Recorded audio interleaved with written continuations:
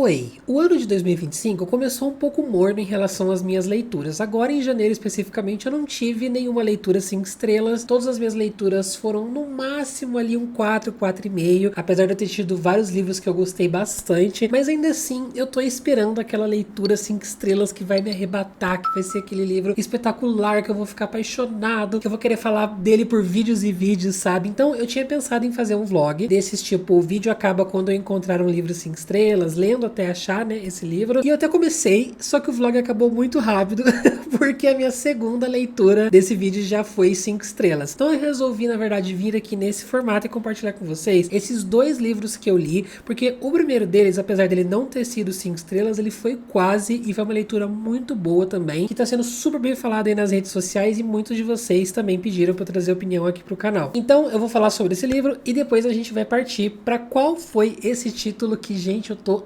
apaixonado e foi a minha primeira leitura 5 estrelas do ano. E antes da gente começar, dá um like nesse vídeo. Se você ainda não for inscrito, aproveita e se inscreve também. Eu posto vídeos literários toda semana aqui no canal. E depois de você curtir, aproveita e dá um hype no vídeo. É uma função aqui do YouTube que ele ajuda a entregar para mais pessoas. Então assim que você curtir, aparece o botãozinho aí de hype logo ali na caixinha dos comentários. E você fazendo isso, você super me ajuda. Vamos lá então. A primeira leitura que eu fiz, o grande livro que eu vejo aparecer a todo momento nas redes sociais, tem muita gente falando dele. Eu sei que a Ana Ju gostou bastante, por exemplo. Ela foi a grande precursora desse livro aqui no Brasil. Também na Bienal estava sendo super bem falado. É o 3, da Valérie Perrin, acho que é assim que se fala. Esse é o segundo livro da autora aqui no Brasil. O primeiro é Água Fresca para as Flores, que eu tenho na minha estante, mas eu não li. Aí começou todo mundo a enaltecer, eu falei, eu preciso ler e ver qual é, e ver o que eu vou achar. Aí eu acabei colocando ele como leitura conjunta do Catarse, uma buddy read que a gente fez ali entre um grupinho menor. E ali no grupo também, o pessoal começou a ler e começou a elogiar. Falei, pronto.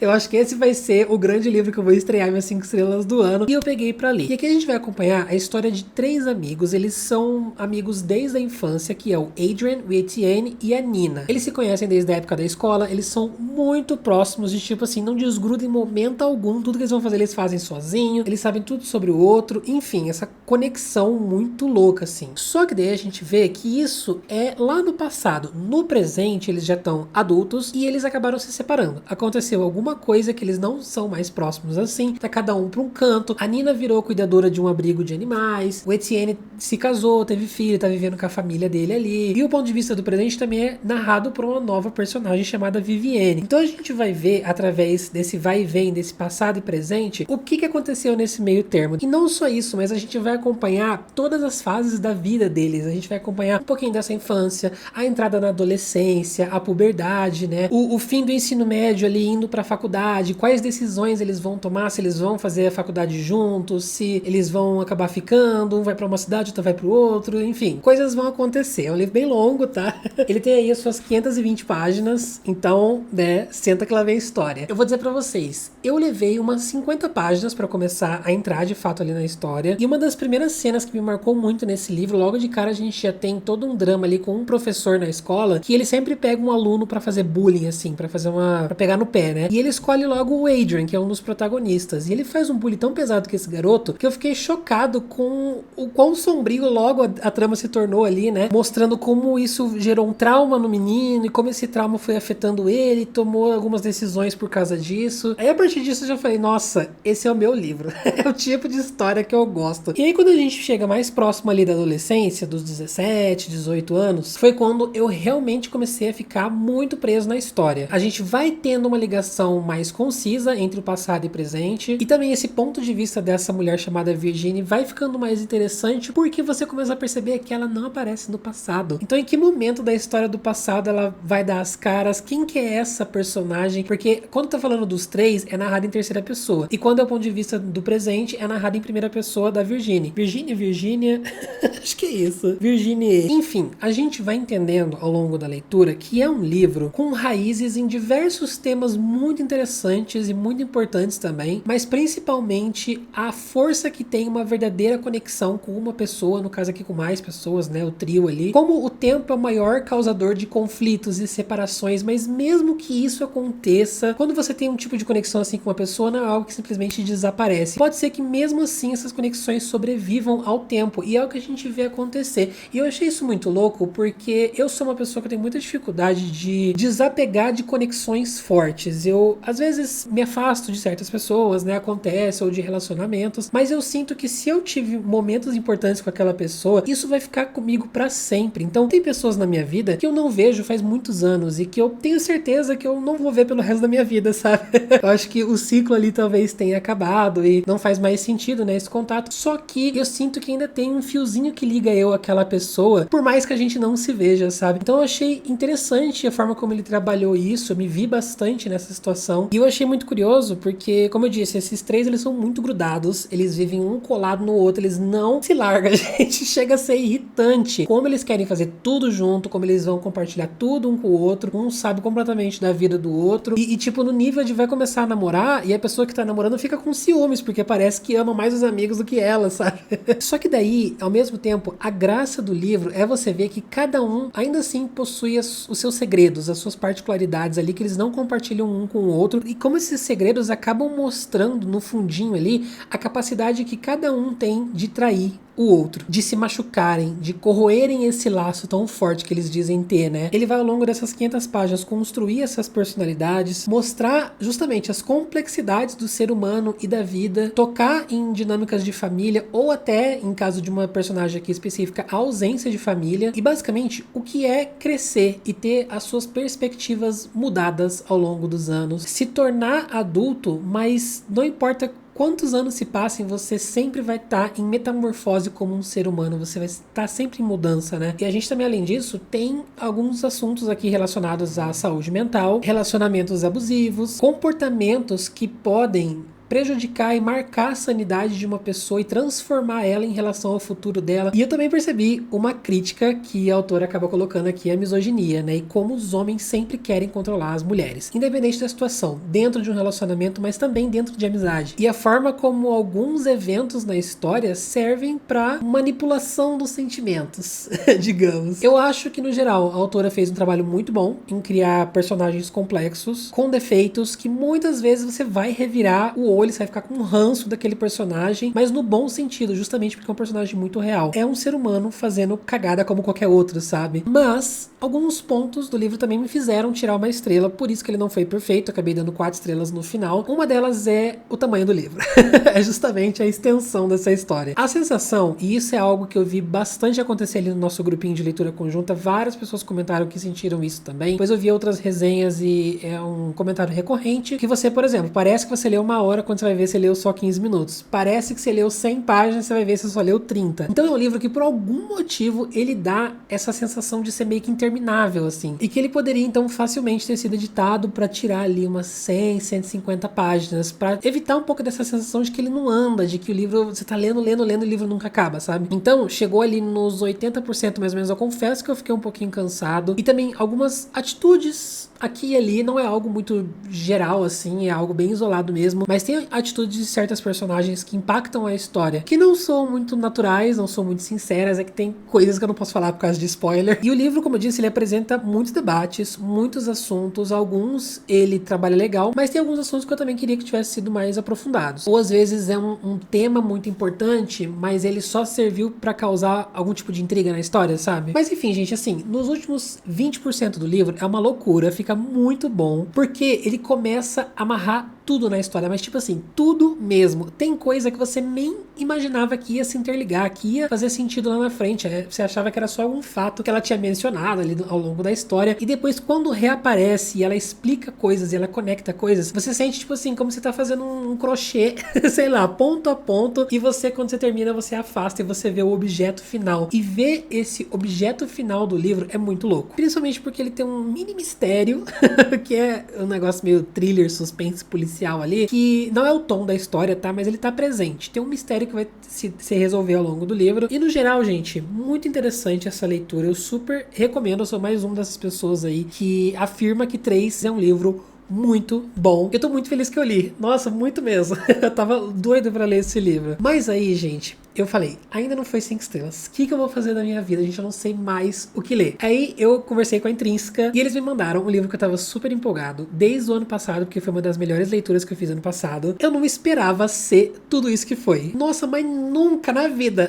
Eu esperava ser bom, mas não nesse nível de bom, que é Os Céus Misteriosos, de Pascal Lassalle. Esse é o segundo volume na trilogia do Magia das Marés, então ainda vai ter um terceiro volume que ele não foi lançado lá fora, mas eu acho que é uma trilogia que é confortável de você ler assim, tipo, saiu um livro no ano, você lê, saiu outro livro no ano seguinte, você lê, e você volta pra esse universo, e você redescobre como esse universo é muito incrível. E eu tinha amado Magia das Marés, eu panfletei aqui pra vocês, e eu lembrava muita coisa, ele ficou muito comigo, mais do que eu esperava que ele ficasse depois que eu terminei, tipo, meses depois eu ficava lembrando de Magia das Marés. Mas assim, tinham detalhes da história em relação à trama, pontos importantes que eu tinha esquecido, e eu tava com um pouco de receio de pegar esse livro e ficar meio perdido, né? A autora faz um trabalho muito bom de recapitular as coisas que aconteceram, de te reintroduzir nesse universo. Então, se você leu Magia das Marés lá quando saiu, já faz um tempinho, não tenha medo, pode pegar esse daqui que vai dar tudo certo, tá? Mas, basicamente, vou dar uma sinopse meio geral, assim, porque é o segundo volume, né? Aqui a gente tem um mundo onde pessoas recebem poderes ligados às fases da lua e como tá a maré ali no oceano. Tem até no comecinho aqui as casas lunares, né? Então, se você é da casa lua nova, tem essas categorias de magia. Então, tem os curandeiros, os adivinhos, a habilidade de acessar o além, de falar com os espíritos, né? Aí na casa lua crescente tem os semeadores, encantadores, tem várias categorias de magia. A trama tem um foco muito grande numa das casas meio que divergente, assim, sabe? Que é a casa eclipse, é a casa mais rara, é a casa que é tipo, sofre muito preconceito, é meio que mal vista, porque são magias mais obscuras mesmo. Então, cada pessoa da casa eclipse pode despertar um dom meio que raro. E a gente tem um dos personagens, por exemplo, que ele controla o tempo, ele consegue pausar, voltar, avançar o tempo. E daí a gente vai conhecer lá no primeiro livro meio que uma história, uma profecia que tá rolando em relação aos deuses e às magias. E os alunos ali dessa escola, bem Hogwarts mesmo,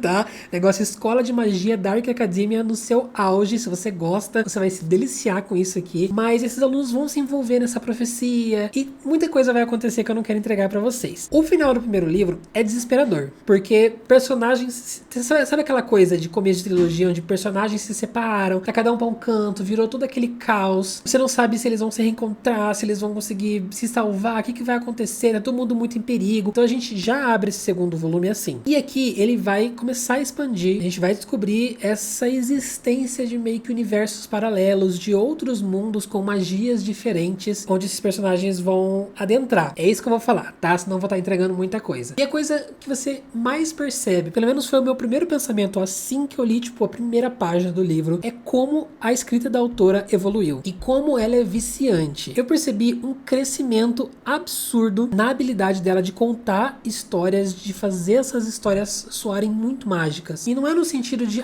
o primeiro era mais ou menos, agora ela começou a ficar uma autora muito boa. Não, o primeiro já era bom. Então você percebe um esforço muito grande da autora em realmente melhorar a escrita dela, de aprender mais, de se aprimorar. Então dá gosto de ler. Foi aquele sentimento nostálgico que me trouxe. Realmente fugir da realidade. Eu acho que a gente vê, tem essa coisa de livro é uma forma de escape, né? Mas sabe quando é aquele escape mesmo que você não lembra que você tá vivendo no mundo real?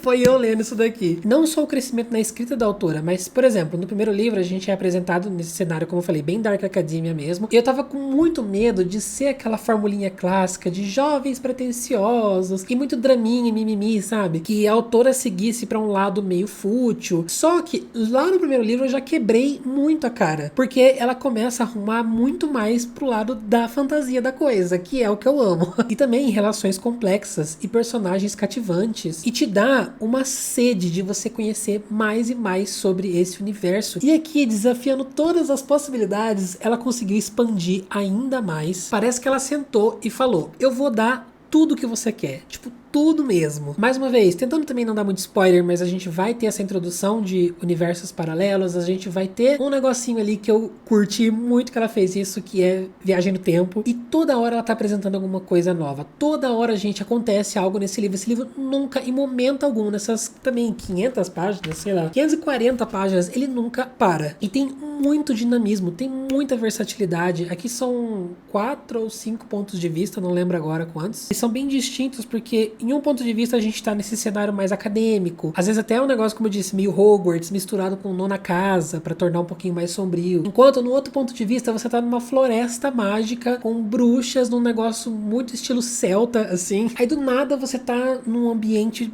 onírico, psicodélico, sombrio. Virou a página, você tá num deserto, com dragões. E assim, parece que é uma salada de fruta, mas não é. A forma como ela faz, tudo se conecta e tudo funciona perfeitamente bonitinho. Eu fiquei encantado. Eu percebi também que esse aqui em específico, ele tem um tom muito mais místico, muito mais voltado para essa coisa de profecias, magia antiga, seguindo algumas lendas. Ele tem uma carga muito mais simbólica, muito mais alegórica, assim, né? Muito mais enigmática, misterioso. E também eu fui tendo em alguns momentos muito flashback de fantasias antigas, clássicas, jovens que a gente cresceu amando. Como, por exemplo, o Harry Potter é uma das referências, mas, tipo, Fronteiras do Universo, com Bússola de Ouro, sabe? Nárnia, Eragon, só que tudo isso, pequenos elementos e a forma que você se sente em relação à história, só que tudo isso contado de um jeito um pouquinho mais maduro. E dando até, às vezes, eu ouso dizer que um toquinho de Victoria Schwab, assim. Eu, sinceramente, não entendo como esse livro não explodiu, gente. Falando pra vocês aqui agora, esse livro ele tem todas as qualidades e todas as características possíveis pra ele ser um sucesso, pra ele ser aquele livro que aparece sucesso no TikTok. Pra tá todo mundo falando dele, pra você chegar na livraria e tem ilhas e prateleiras só com esse livro. Me choca ver que isso não aconteceu ainda. De verdade, o tanto de potencial que esse livro tem pra ser estourado, pra ser uma febre, um fenômeno. Então, por favor, leiam e comecem a falar desse livro. Eu tô rezando para as pessoas descobrirem ele. Quer dizer, talvez, não sei. Aí começa a ter fandom, aí começa a preocupar, né? Mas brincadeiras à parte, outro elemento que eu sei que alguns de vocês vão perguntar é romance, tá? No primeiro livro a gente tem uma coisa ali, e aqui nesse segundo, ele existe. Ele não é nem um pouco o foco da trama. Ele dá as caras, assim, umas 3 ou 4 vezes no máximo. Ele aparece um negócio, tem uma ceninha onde quase se beija. Tem um clima, assim, ai, talvez esses personagens se gostem. Mas nada muito desenvolvido ainda. Talvez tenha um pouquinho mais no terceiro volume. Só que, assim, eu não vejo isso também sendo a coisa mais importante da série. Eu acho que ela nem vai acabar aprofundando tanto nisso, pra ser sincero, tá? E eu tô feliz com isso. Porque eu acho que tem tanta coisa nesse livro tão boa que não faz falta, que não precisa. Ele por si só já bota o pau na mesa. Gente, essa foi a minha primeira leitura 5 estrelas do ano, Céus Misteriosos. Eu amei demais. E daí, como eu tava conversando com a Intrínseca, a gente juntos conseguiu um cupom pra vocês, tá? Se vocês quiserem comprar. Ele vai estar ativo, ó, a partir de hoje, que vocês estão vendo esse vídeo, até o dia 12. Depois disso, acabou. O cupom é GFDeuses10, tá? Eu vou deixar aqui pra vocês na descrição, vou deixar meu link também, que vocês compram pelo meu link, tá? Pra me ajudar, por favor, obrigado, de nada. E, gente, é isso que eu queria compartilhar com vocês. Acho que já deu um vídeo longo só desses 2 livros, porque foram livros que tomaram aí meu finzinho de janeiro, que alugaram espaço na minha cabeça e que eu tô muito feliz com essas leituras. Valeram muito a pena e eu queria super compartilhar aqui com vocês. Então tá aí.